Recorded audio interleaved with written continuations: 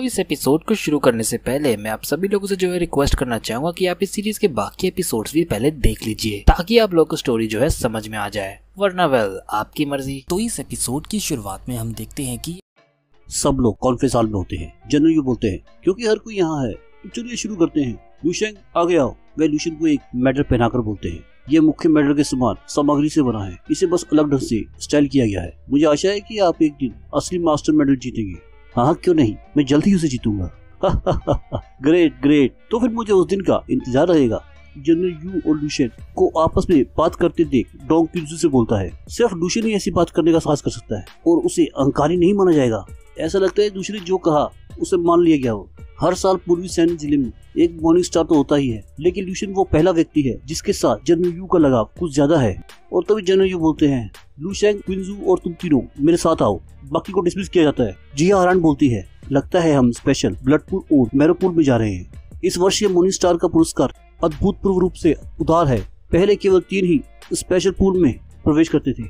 कॉन्किंग बोलता है, लेकिन लूशेन के असाधारण अस्तित्व के कारण मास्टर यू से हम तीनों को स्पेशल ब्लड पूल में प्रवेश करने की अनुमति मिली।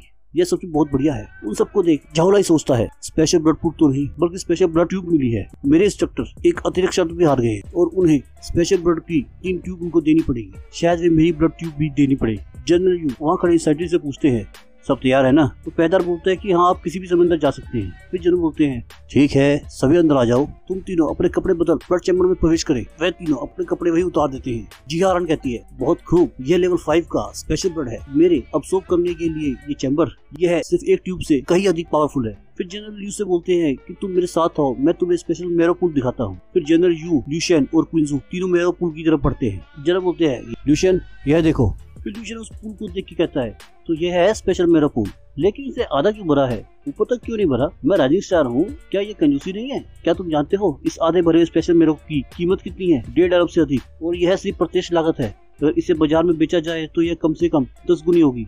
लूशेन चौंक कर बोलता है, क्या 1.5 अरब? मैं सोच रहा हूँ कि अगर मैंने सारा ये अब्सॉर्ब कर लिया तो क्या मुझे रिफिल मिलेगा? सबसे पहले तुम इसे अब्सॉर्ब करके खत्म करो। मैं तुम्हें बता दूं, पास में अभी तक कोई इस राशि का आधा भी अब्सॉर्ब नहीं कर पाया है। जल्दी करो और अंदर जाओ।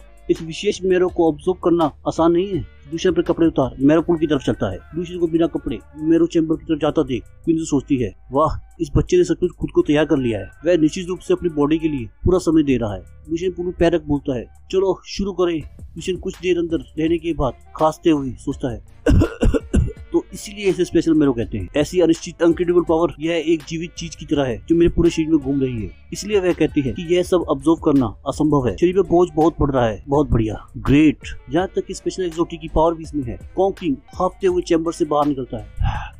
यह लेवल 5 का स्पेशल ब्लड, कॉन्किंग का इंस्ट्रक्टर बोलता है, चैम्बर का लगभग सारा स्पेशल ब्लड आपके द्वारा अब्सॉर्ब कर लिया गया है। वास्तव में लेवल 2 के साइकिल के योग्य है। कॉन्किंग, आपको पता है इस स्पेशल ब्लड के इफेक्ट अमेजिंग है। सबसे बेकार बात यह है कि मैं इस बात पर कंफ्यूज हूँ, आखिर में कितना अब्सॉर्ब कर सकता हूँ और बाकी लोग कैसा कर रहे हैं? वे सभी अब तक बाहर नहीं आए हैं। आप बाहर आने वाले पहले व्यक्ति हैं, लेकिन निराश मत होइए।